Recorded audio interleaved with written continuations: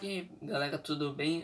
Aqui quem fala é o Enzo, da equipe Under Control 14391 de FTC. E hoje a gente vai estar mostrando aqui para vocês uma aula básica sobre servo, por exemplo, como mexer em principais métodos classe que vai utilizar para fazer isso. Lembrando que o código pode ser adaptável também, sem nenhum problema.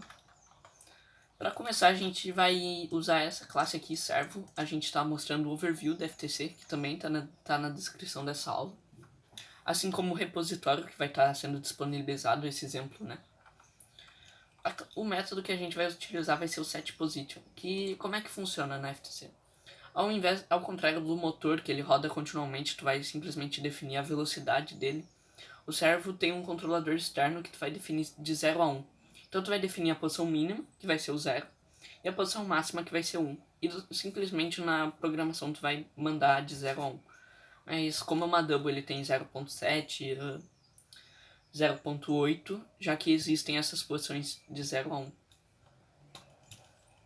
Tudo certo, vamos aqui pro código. Opa, já tinha algumas coisas declaradas.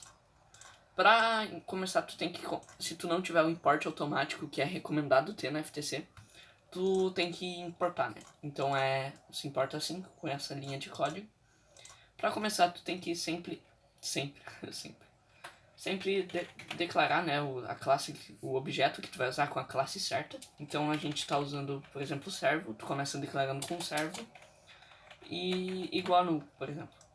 Pronto, tu já tem um membro servo, um objeto servo, só que ele não está vinculado. Eu vou utilizar esse servo que eu já estava escrevendo, né? E a próxima etapa, digamos, seja vincular ele com o Robot Controller Drive Station. Drive. Mas basicamente tu tem que fazer o hardware.getMap, né? O de sempre, assim para os motores, e simplesmente colocar o nome dele. Mas um lembrete bem importante, ao invés de ser dcmotor.class, é servo.class, porque tem que sempre lembrar da classe respectiva dele, senão vai dar um erro. A próxima coisa será declarar a direção dele, né? Normal, também se faz isso com o motor. Tu necessariamente não precisa fazer isso, mas eu acho bem importante, torna muito mais prático. Não precisa também escrever servo.direct. Se tu escrever direct a um ponto, por exemplo, já vai aparecer .reverse, .forward, e daí tu só clica um enter que ele já vai estar pronto, essa linha. Para iniciar, o que a gente vai começar mostrando vai ser quando eu apertar um botão, o servo ir para aquela posição máxima, digamos, 1, queremos falar. E enquanto eu estiver segurando, ele vai permanecer lá. E quando eu soltar, ele vai voltar para minha posição mínima. Então, para iniciar isso, a gente vai ter que declarar referenciar, na verdade, o gamepad numa variável boolean. Por que boolean? Porque ela só pode ser falsa ou true, já que vai ser um botão que a gente vai estar programando, mostrando. Então, digamos uma boolean button A que vai receber um gamepad 1.a. Algo muito importante. Não escrevam, eu já vi vários erros. Já vi, na verdade, erros assim. De gente utilizando gamepad.2 junto com 1. Mas sempre lembrem que isso depende de gamepad para gamepad. Então, por exemplo, na verdade, não depende de gamepad para gamepad, mas depende da hora que tu inicializa eles no Drive Station. Por exemplo, eu declaro aqui poder de esquerda 2.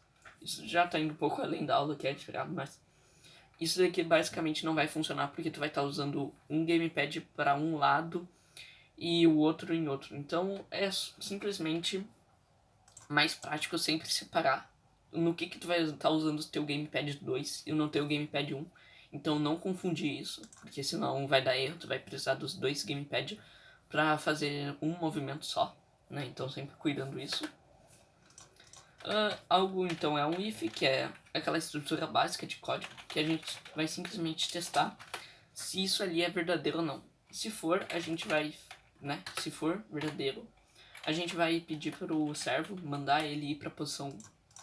Assim, ele já iria para a posição 1. A gente já apertaria o botão e ele iria para a posição 1. Só que quando eu soltasse, eu não tenho nada falando para ele, vai para a posição 0. Então ele iria continuar lá. Pra gente fazer isso é simplesmente declarar um else e .setPosition 0. Assim tu já apertaria o botão e ele iria para essa posição máxima, e assim que tu soltasse ele já iria para a posição 0, bem normal. Agora eu vou estar usando para vocês, mostrando para vocês um exemplo de toggle, que como é que funciona.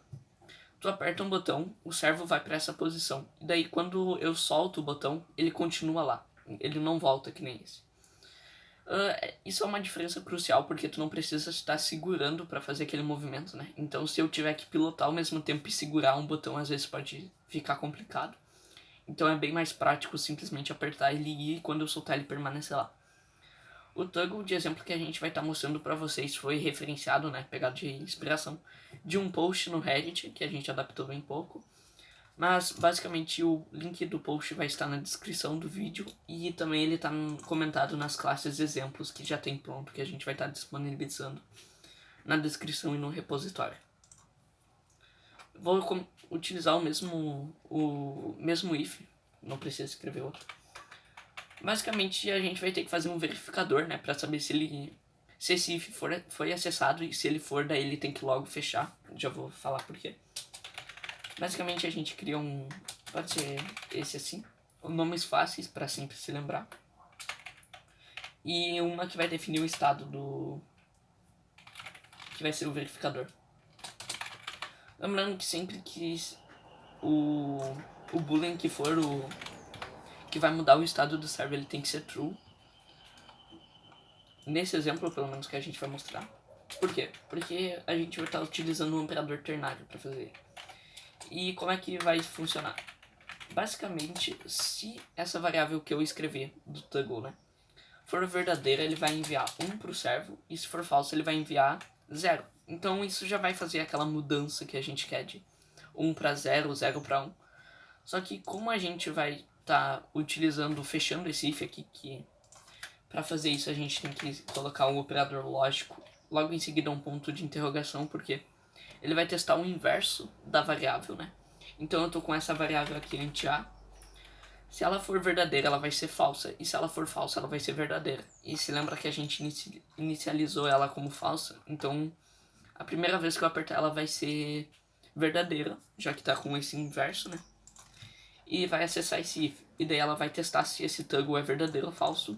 E vai simplesmente mandar 1 ou 0 para ele, dependendo. Só que como a gente ainda não fez essa mudança de se ele é falso ou se ele é verdadeiro, ele vai ser sempre verdadeiro. Para isso a gente vai simplesmente fazer ele receber o inverso, né? O inverso dele. Por enquanto tá com esse erro, mas daqui a pouco já resolve com a próxima parte. E isso daqui é uma parte importante do código, que é fechar o if. Por exemplo, se não fechasse e ele acessasse várias vezes, toda vez que ele acessasse ele iria mudar o toggle de posição. Então, tipo, ia ser muito aleatório. Ele ia inicializar primeiro, depois ia logo fechar. Sendo que a gente só apertou uma vez, né? Mas a leitura do código é muito rápida, então ele estaria lendo o botão várias vezes, tipo digamos, hipoteticamente 4 vezes. E em todas as 4 vezes ele iria mudar o valor do toggle. E logo em seguida iria mandar pro server. Então não ia funcionar. Ia ser conflito, né? Ia dar conflito. A próxima coisa vai ser testar um else if, porque mesmo que a gente não rode aquilo, a gente quer que teste isso, né? A gente quer que só rode quando o estado que coloque aqui dentro seja verdadeiro. E vai ser o reverso do botão A. E por que o reverso? Porque a gente quer que isso funcione quando a gente soltar o botão A. Por exemplo, eu aperto e ele abre esse if. Logo em seguida, como eu falei, tem que fechar ele para não dar conflito. Só que logo assim que a gente solta, a gente quer que ele abra. E mesmo que ele seja aberto depois, ele não ia ler o código, já que essa nova variável aqui, essa nova não, o primeiro teste do if seria falso, já que ele foi soltado. Então logo aqui dentro a gente simplesmente iria fazer o int_a ser igual falso de novo. E pronto, já resolveu todos aqueles erros, né? Porque agora ele abre e fecha o código. Bem normal. Já tá funcionando. Isso daqui já é um toggle. Já funcionaria.